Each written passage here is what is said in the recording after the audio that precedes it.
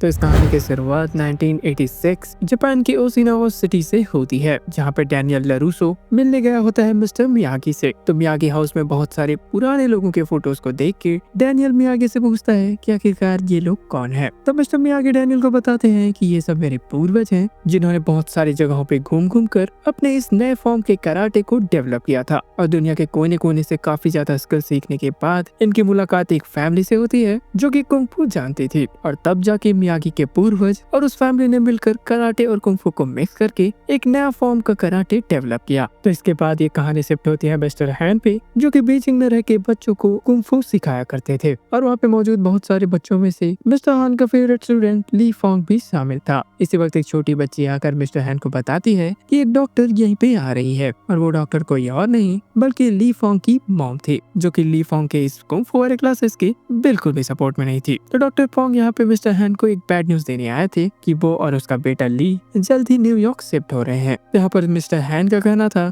कि ली एक काफी होनहार स्टूडेंट है और उसे कुंग-फू को जारी रखना चाहिए, मगर डॉक्टर फोंग के साथ ऐसा कुछ बुरा हुआ था जिस वजह से वो बिल्कुल भी अपने छोटे बेटे ली को इस लाइन में वो नहीं देखना चाहती थी। तो अपनी मॉम से ये बातें सुनकर ली काफी ज्यादा अपसेट होता है, जिसके बाद वो अपनी मॉम से ही बात करने लग जाता है कि उसे अमेरिका नहीं जाना। मगर डॉक्टर फोंग यहाँ पे उसे पूछने नहीं आई थी बल्कि उसे बताने आई थी। भाई मॉम बीइंग मॉम, तो अब बेचारे ली फोंग के पास और कोई भी रास्ता नहीं बचा सिवाय अपनी मॉम के साथ न्यूयॉर्क शिफ्ट होने के। और हाँ, जाने से पहले उसकी मॉम ने ये भी कहा कि तुम्हें इस कुंग-फू वाली दुनिया से बाहर निकल के अपने आप को ग्रो करना चाहिए। जिसके 2 दिनों बाद ली और उसकी मॉम न्यूयॉर्क पहुंचकर अपनी नई लाइफ की शुरुआत करते हैं। जिसके बाद वो दोनों जैसे अपने अपार्टमेंट में जाते हैं, उन्हें वो अपार्टमेंट काफी ज्यादा पसंद आता है। इसके कुछ देर बाद ली को लग जाती है भूख और वो निकल जाता है खाने की तलाश में, क्योंकि ली ने यहाँ पर आते वक्त रास्ते में बहुत सारे पिज्जा शॉप देखे हुए थे। तो थोड़ा दूर पैदल चलने के बाद ली को मिलता है एक पिज्जा शॉप, और वहाँ जाने के बाद उसे एक विक्टर नाम का बंदा दिखाई देता है। तो नई कंट्री और नए जगह होने के कारण ली को यहाँ पर मेन्यू से रिलेटेड काफी ज्यादा प्रॉब्लम हो रही थी, और यहाँ पर विक्टर भी ली की बातों को अच्छी तरीके से नहीं समझ पा रहा था। और इससे पहले कि ली बिना किसी पिज्जा को खरीदे वहाँ से चला जाता, विक्टर की बेटी मिया वहाँ पे पहुँच के मैटर को संभाल लेती है। इसके साथ ही वो ली को अच्छे तरीके से मेन्यू भी समझा देती है यहाँ क्या क्या मिलेगा और क्या नहीं। और यहाँ पर देखने में लगता है कि ली का पहला इंप्रेशन मिया पे काफी जबरदस्त रहा। तो इसके नेक्स्ट डे ली के लिए पहला दिन था अपने स्कूल में, इसके साथ ही उसकी मॉम के लिए पहला दिन था न्यूयॉर्क के हॉस्पिटल में। और ली के लिए ये काफी ज्यादा अजीब और अलग सा था, जिसलिए उसका दिन काफी एवरेज सा जा रहा होता है। तो स्कूल से थका हारा ली जब वापस से अपने घर जा रहा था, तब वो रास्ते में उसी पिज्जा स्टोर के बाहर मिया को काम करते हुए देखता है। तो मिया के कुछ सामान गिरने पर ली भी उसकी मदद करने में लग जाता है, और इस तरह से ली और मिया के बीच एक अच्छी खासी फ्रेंडशिप डेवलप हो जाती है। तो इस मौके का फायदा उठा के ली सीधे मिया से पूछ लेता है कि क्या वो भी उसके साथ शॉपिंग पे आ सकता है, जिस पर मिया को भी कोई एतराज नहीं था। रास्ते में ली को एक कराटे डोजो दिखाई देता है, और उस डोजो के अंदर वहाँ का सबसे खतरनाक स्टूडेंट कॉनर अपनी कड़ी ट्रेनिंग करता हुआ भी दिखाई देता है। जिसे देखते हुए ली मिया को बताता है कि मैं भी कुंग-फू पहले से जानता हूँ, मगर मेरे मॉम के कहने पर मैंने उसे अब छोड़ दिया है। जिस पर मिया का कहना होता है कि तुम अगर फ्यूचर में कभी भी कुंग-फू कंटिन्यू करना चाहोगे तो ये डोजो बिल्कुल भी चूज मत करना। तभी वहाँ पर उस डोजो का सेंसेई जॉन पहुंच जाता है, और वो मिया से कहता है कि आखिरकार तुम्हारे डैड कहाँ है। आगे चलते हुए मिया ली को बताती है कि मेरे डैड ने जॉन से काफी सारे पैसे उधार लिए रखे हैं, और यही रीजन है कि वो बार बार इन्हें परेशान करते रहता है। इधर जॉन जैसे ही डोजो के अंदर जाता है, वो कॉर्नर से कहने लगता है कि तुम्हारी गर्लफ्रेंड ने तो बहुत जल्दी ही मूव ऑन कर लिया।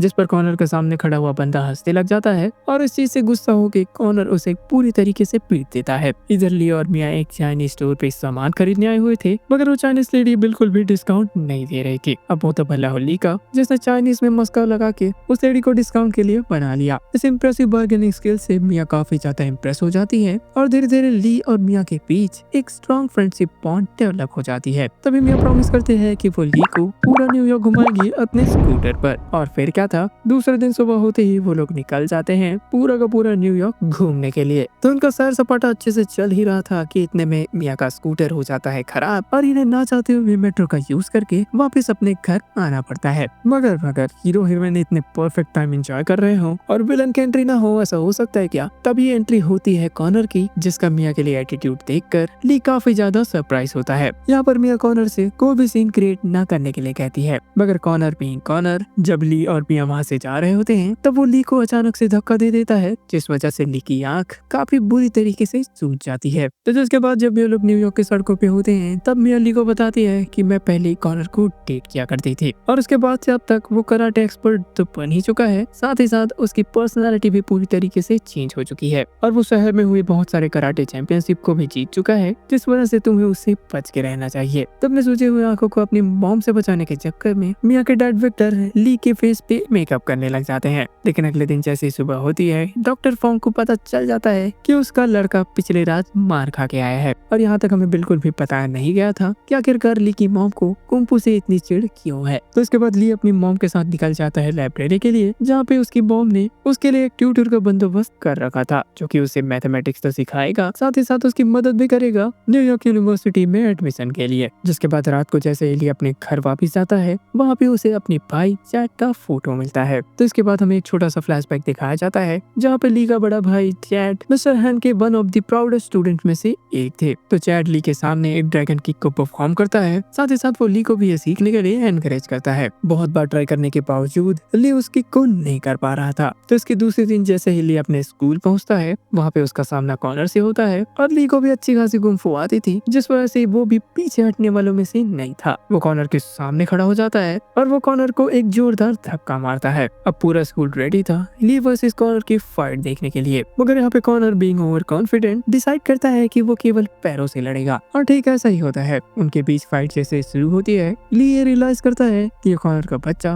वाकई में काफी ज्यादा वेल ट्रेंड है। वो अपने हाथों का यूज किए बिना ही ली को काफी कड़ा टक्कर दे पा रहा था, जिसके बाद ली उस ड्रैगन किक को परफॉर्म करता है। मगर यहाँ पे सरप्राइज वाली बात ये थी, कॉनर इस मूव को पहले से ही भाप लेता है और उसे जोरदार किक मार देता है। जिसके बाद स्कूल के टीचर्स आके उन दोनों को रोक लेते हैं और जाते जाते कॉनर ली को कराटे चैंपियनशिप के लिए चैलेंज करते हुए जाता है। उसी दिन शाम को हम देखते हैं ली को जो कि मिया की स्कूटर को ठीक करने की कोशिश कर रहा था और तभी उसने देखा कि जॉन के बहुत सारे लोग वहाँ पे आए थे ताकि वो विक्टर से पैसे निकलवा सके। इतने में वहाँ पे विक्टर को एक बंदा बेसबॉल बैट से पीछे से मार देता है और इतना काफी था ली को इस फाइट में उतरने के लिए। जिसके बाद हमारा कुंफू एक्सपर्ट ली एक एक करके उन सब लोगों की चटनी बना देता है और यहाँ पर हमें एक तगड़ी फाइट देखने को मिलती है और मार खाने के बाद वो लोग ऐसे चले भी जाते हैं। कुछ देर बाद विक्टर ली साथ में बैठ के एक दूसरे से बात करने लग जाते हैं और विक्टर ली से कहता है कि तुम्हारी पकड़ कुंफू में काफी ज्यादा बढ़िया है, क्या तुम मुझे भी सिखा सकते हो। जिस पर ली इसे मजाक की तरह लेता है, मगर विक्टर उसे बताता है कि मैं सीरियस हूँ। मैंने इस शहर में बहुत सारे ऐसे लोगों से पैसे लिए हैं जिससे कोई भी कभी लेना नहीं चाहेगा। अब इनका बिजनेस भी उतने अच्छे से नहीं चल रहा, इस वजह से मैं उनके पैसे लौटा नहीं पा रहा हूँ। विक्टर आगे बताता है कि वो सालों पहले शहर का एक नामी बॉक्सर था। जिस पर ली कहता है तो फिर आपने बॉक्सिंग क्यों छोड़ दी। जिस पर विक्टर का कहना था कि मेरी बेटी मिया के होने के बाद कि मैंने ये लड़ाई झगड़े से अपना रास्ता पूरी तरीके से चेंज कर दिया और अब क्योंकि मिया बड़ी हो गई है तो विक्टर चाहता है कि वो कुंफू सीख के अंडरग्राउंड फाइट लड़े और साथ ही उससे कुछ पैसे कमाए। और एक दो फाइट जीतने के बाद जब इनके पास प्रॉपर कर्ज चुकाने के लिए पैसे हो जाएंगे तब वो वापस से फाइट छोड़ देगा। जिस पर ली सोचने के लिए कुछ टाइम लेता है और इस मैटर के बारे में वो मिस्टर हैन से भी बात करता है, जिस पर मिस्टर हैन इस बात से काफी ज्यादा इम्प्रेस होते हैं। साथ ही साथ वो ये भी कहते हैं कि अगर हमारे टेक्निक से किसी का भला हो रहा हो तो उसे सिखाने में कोई भी गलत बात नहीं है। जिसके बाद बिना कोई देरी किए ली विक्टर की ट्रेनिंग उसी के पिज्जा शॉप में ही शुरू कर देता है। जिसके बाद एक इंटेंस ट्रेनिंग सेशन की शुरुआत होती है, जिसमें ली विक्टर की पोटेंशियल जांचने की कोशिश करता है अपने आप पर उसे अटैक करने को कहकर। इसी बीच मिया भी वहाँ पे आके उन दोनों को लड़ता हुआ देख लेती है और इस बात से वो काफी ज्यादा गुस्सा होती है। इसके साथ साथ वो ये भी जानती थी कि उसके डैड ने पिछले 19 सालों में कोई भी फाइट नहीं लड़ी है, मगर विक्टर किसी तरीके से मिया को समझाता है कि ये कुंफू सीख के हम कुछ फाइट्स जीत सकते हैं, साथ ही साथ जिससे कुछ पैसों का तो जुगाड़ हो ही जाएगा। और ना चाहते हुए भी मिया को अपने डैड की ये बात माननी पड़ जाती है। जिसके बाद ली अपना ट्रेनिंग जारी रखता है और साथ ही साथ डेली लाइफ की बाकी चीजों के साथ ही उसे कुंफू सिखाने लगता है, जैसे कि पिज्जा बनाने का पूरा प्रोसेस ली इस तरीके से रीडिजाइन करता है विक्टर की स्ट्रेंथ और हैंड आई कोऑर्डिनेशन इम्प्रूव होती जाएगी। ऐसा करते हुए पूरे एक वीक बीत जाते हैं और अब विक्टर धीरे धीरे अपने फॉर्म में वापस आने लगे थे। इधर हम देखते हैं उसी शॉप में पंचिंग बैग के ऊपर ली पूरी तरीके से अपना वार कर रहा था और यहाँ पर वो बहुत ज्यादा फ्रस्ट्रेशन में लग रहा था। तभी अचानक से वहाँ पे विक्टर आ जाता है और वो उससे पूछने लगता है कि तुम्हारा ये करने का रीजन क्या है। जिसके बाद ली विक्टर को बताने लग जाता है कि आखिरकार पिछले कुछ सालों में उसके साथ क्या क्या हुआ। ली कहता है कि अगर फैमिली में कोई मर जाता है तो उसका असर पूरे के पूरे फैमिली पे होता है और यहाँ पर वो अपने भाई चैट की बात कर रहा था। वो आगे अपने भाई के बारे में बताता है कि उसके भाई ने मिस्टर हैन की कोचिंग के अंडर रह के एक बहुत ही बड़ा कुंफू चैंपियनशिप जीता, मगर जैसे ही वो लोग ट्रॉफी लेके वहाँ से बाहर निकल रहे थे, इतने में हारे हुए एक प्लेयर ने अपने साथियों के साथ मुझ पर और मेरे भाई चैट पे अटैक कर दिया। चैट बड़ी बहादुरी के साथ उन सबका सामना कर रहा था, मगर सामने वाले बंदों के नंबर्स कुछ ज्यादा ही थे, जिस वजह से वो सब के सब चैट को पकड़ लेते हैं कि मेन बंदे ने चाकू निकाल कर मेरे ही सामने मेरे भाई को मार डाला। उस वक्त मैं पूरी तरीके से फ्रीज हो गया था और कुछ भी नहीं कर पाया। वहाँ पर मेरे साथ साथ मिस्टर हैन भी काफी ज्यादा दुखी थे और यही रीजन है कि ली की मॉम भी काफी ज्यादा डरी हुई है ली के इस कुंफू के लिए ऑब्सेशन को देख के। और ली की मॉम ये बिल्कुल नहीं चाहती कि उसका बेटा कुंफू करते करते लड़ता फिरे। तो इस बात को सुन के विक्टर ली को दिलासा देता है कि इसमें तुम्हारी कोई गलती नहीं थी, मगर ली का मानना यहाँ पे उल्टा था। वो अपने आप को कुछ न करने के लिए माफ नहीं कर पा रहा था। अगले दिन ली और उसका ट्यूटर जैसे ही गेड़ी मार रहे थे तब उसकी नजर पड़ती है मिया पे। एंड गेस व्हाट, वहाँ पे मिया के साथ साथ कॉनर भी था, जो कि मिया के साथ काफी ज्यादा चिपक रहा था। तो अपने होने वाले बंदे को दूसरों के साथ देख के तो किसी भी आदमी के फट जाएगी। और ठीक ऐसा हमारे हीरो ली के साथ भी होता है। वो काफी ज्यादा डिसअपॉइंटेड होता है मिया के इस एक्शन को लेके। अब विक्टर के फाइट का दिन आ चुका था और मिया जैसे ही विक्टर और ली के पास पहुंचती है, वो ली के बिहेवियर को देख के काफी स्ट्रेंज बिहेव करती है। इसके साथ ही वो ली को मनाने की कोशिश करती है,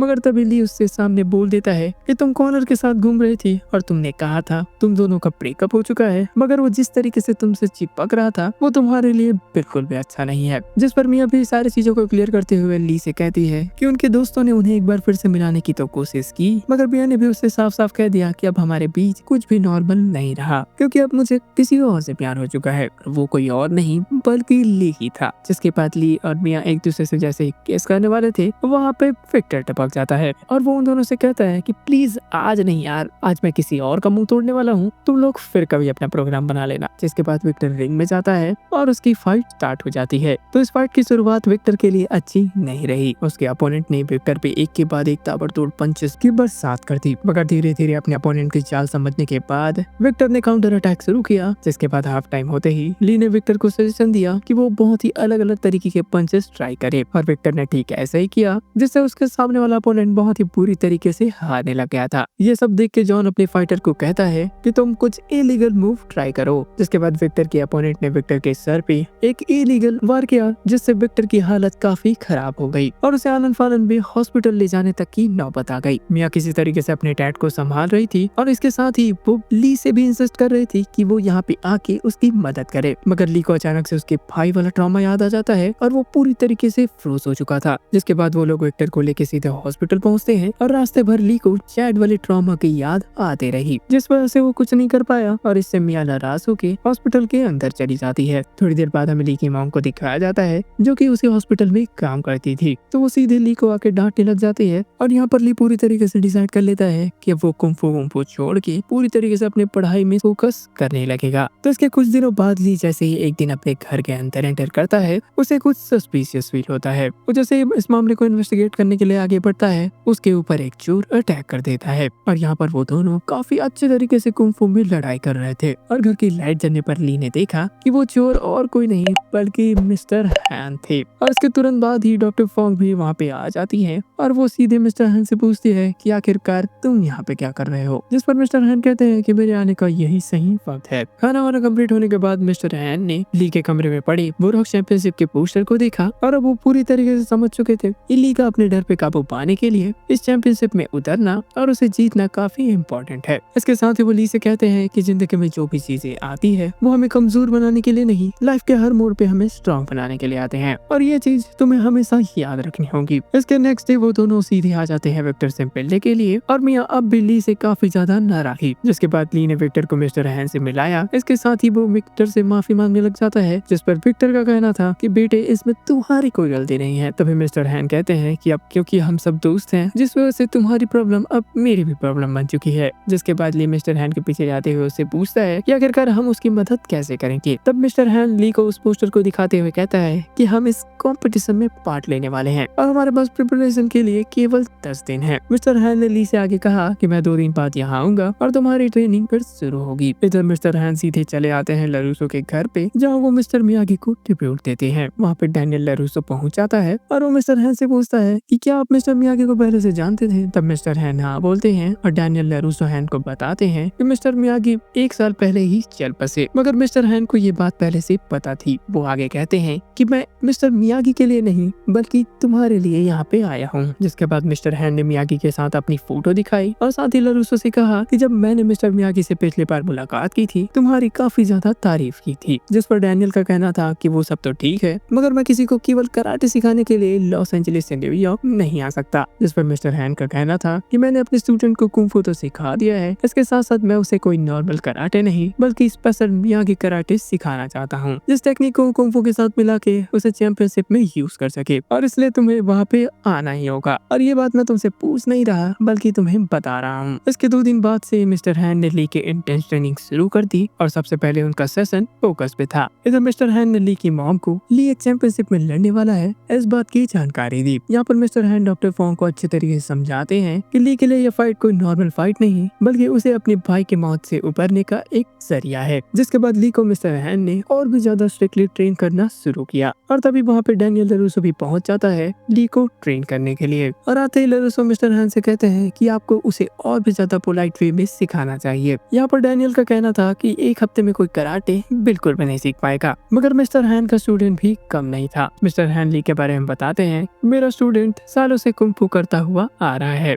जिस वजह से उसके लिए कराटे सीखना एक नॉर्मल बच्चे के कंपैरिजन में काफी ज्यादा आसान होगा। जिसके बाद मिस्टर हैन और डैनियल दोनों मिलकर ली को ट्रेन करने में लग जाते हैं और इधर कॉनर भी अपनी इंटेंस ट्रेनिंग शुरू कर चुका था आगे आने वाले फाइट के लिए। इधर कॉनर एक दिन जब अपने डोजो में प्रैक्टिस कर रहा था तब अपने अपोनेंट को गिराने के बाद वो उसे और नहीं मारता, जिससे जॉन गुस्सा हो जाता है और वो उससे कहता है कि तुम्हें जीतने के लिए कोई भी रहम नहीं दिखानी, साथ ही साथ तुम किसी को मारने तक के लिए भी रेडी रहो। इधर डैनियल के साथ रह के ली भी अपनी कराटे की प्रैक्टिस शुरू कर चुका था। फिर एक दिन ली और उसके ट्यूटर ने मिया के शॉप से पिज्जा ऑर्डर करके उनके ट्रेनिंग सेंटर तक बुलाया। साथ ही साथ ली के ट्यूटर ने मिया से कहा कि ली एक मौका और डिजर्व करता है, जिसके लिए मिया भी मान जाती है और यहाँ पे ली भी उसे माफी मांग लेता है। फिर वो दोनों न्यूयॉर्क का व्यू एंजॉय करते हुए पिज्जा खाते खाते एक दूसरे से बात करने लग जाते हैं। मिया आगे कहती है कि मेरे डैड ने तुम्हारे बारे में सब कुछ बता दिया है और अब मैं पूरी तरीके से समझ चुकी हूँ कि आखिरकार तुम्हारे साथ उस दिन क्या हुआ था। जिसके बाद ली कहता है कि मैं ये सब भूलकर चैंपियनशिप की तैयारी के लिए आगे बढ़ रहा हूँ और मेरा पूरा फोकस चैंपियनशिप की प्राइज मनी जीत कर विक्टर और तुम्हारी मदद करने का है। तो ली की ये बातें सुन के मिया भी काफी ज्यादा खुश होती है और अब ऑफिशियली ये दोनों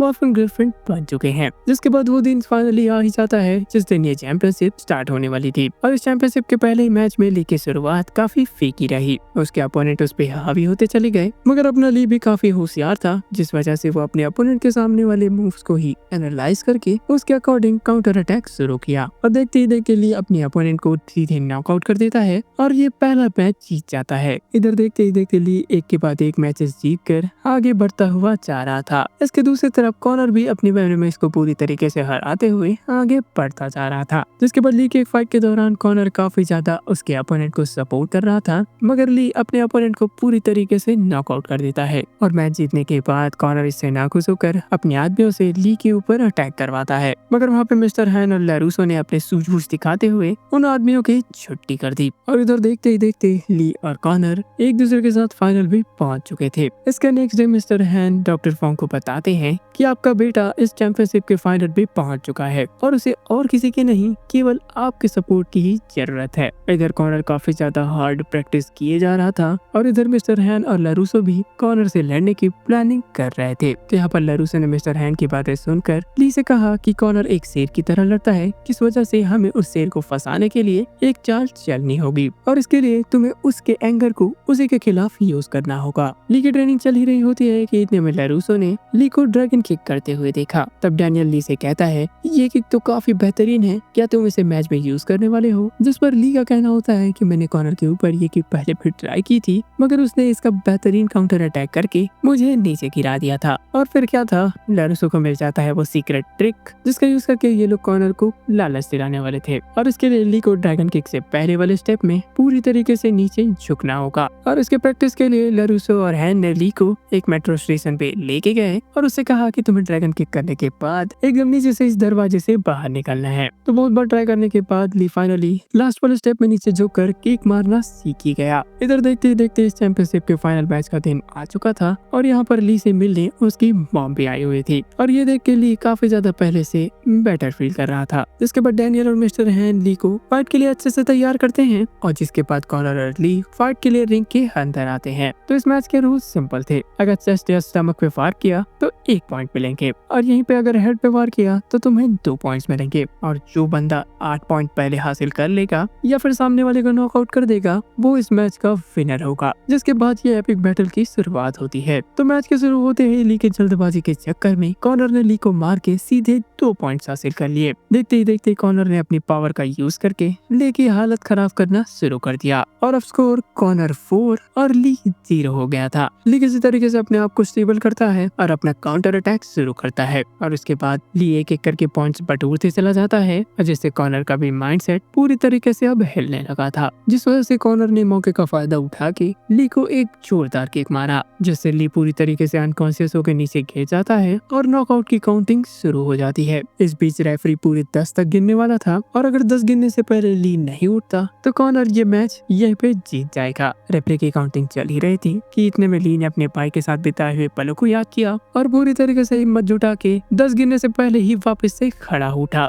अब ली एक बार फिर से पूरी तरीके से तैयार था कॉनर का सामना करने के लिए और यहाँ पे दोनों का स्कोर पूरी तरीके से बराबर हो चुका था और अब दोनों ही बंदे को इस चैंपियनशिप को जीतने के लिए केवल 1 पॉइंट की नीड थी और अब ली ने पूरी तरीके से ठान लिया था कि मैं अब ड्रैगन किक का यूज करूंगा और वो ठीक ऐसा ही करता है। वो कूद के जैसे ही आगे बढ़ता है कॉनर को लगता है कि ये तो वही ड्रैगन किक है जिसे मैंने पहले भी डॉज किया हुआ है और ली जैसे ही कॉनर के पास आता है कॉनर उस पर अटैक करने के लिए अपना किक ऊपर करता है। इसी बीच ली नीचे झुककर कॉनर के पेट पे सीधे लात मार देता है और इस किक से अब ली के पूरे 8 पॉइंट्स हो चुके थे। इसका मतलब क्लियर है कि इस चैंपियनशिप का विनर अब हमारा ली बन गया है। और ली जैसे ही रिंग से उतरने वाला था कि इतने में कॉनर पीछे से आके उस पे वार करने की कोशिश करता है, मगर ली के ताबड़तोड़ रिफ्लेक्स की वजह से वो कॉनर का मूव एक बार फिर से डॉज कर देता है और वो उसे रिंग के अंदर ही गिरा देता है और ली ने पूरी तरीके से मन बना लिया था उसे एक पंच मारने का। वो तो भला मिस्टर हैन का जिसने उसे ऐसा करने से मना कर दिया। जिसके बाद कॉनर हार मान के वहाँ से निकल जाता है और इधर ली और उसके पूरी की पूरी गैंग खुशी मनाने में लग जाते हैं। कुछ दिनों के बाद विक्टर की पिज्जा शॉप के बाहर काफी लंबे लंबे लाइनें लग चुकी थी आखिरकार चैंपियनशिप विनर जो यहाँ पे काम करता है। इधर मिस्टर हैन ने लरूसो के लिए एक पिज्जा भिजवाया जिसमें हैन ने लरूसो के लिए एक थैंक यू मैसेज इसके साथ साथ एक फोटो भी रखा हुआ था। और तभी इस मूवी में हमें जॉनी का कैमियो देखने को मिलता है जो कि लरूसो के साथ कुछ डिस्कस कर रहा था। यहाँ पर जॉनी कहता है कि हम मियागी के नाम पे कोई पिज्जा शॉप ओपन कर सकते हैं, जिस पर लरूसो कहता है कि ये बहुत ही बुरा आइडिया है और जिसके बाद यहाँ पे ये मूवी एंड हो जाती है। तो गाइस आई होप आपको वीडियो पसंद आया होगा। अगर पसंद आया तो हमारे चैनल वो स्टेशन हिंदी को सब्सक्राइब करें और इस वीडियो को लाइक करें। एज यूजुअल मैंने ऐसे बहुत सारे वीडियोस और भी बना के रखे हैं जिसका लिंक आपको डिस्क्रिप्शन बॉक्स में मिल जाएगा। और तो और अगर आप हमारे मजेदार वीडियोस को मिस नहीं करना चाहते तो इस चैनल को सब्सक्राइब करने के साथ साथ वो बेल आइकन भी दबा देना जिससे हमारे वीडियोस की नोटिफिकेशन सबसे पहले पहुंचेंगी आप तक। So guys this is Nikhil Yadav and signing off.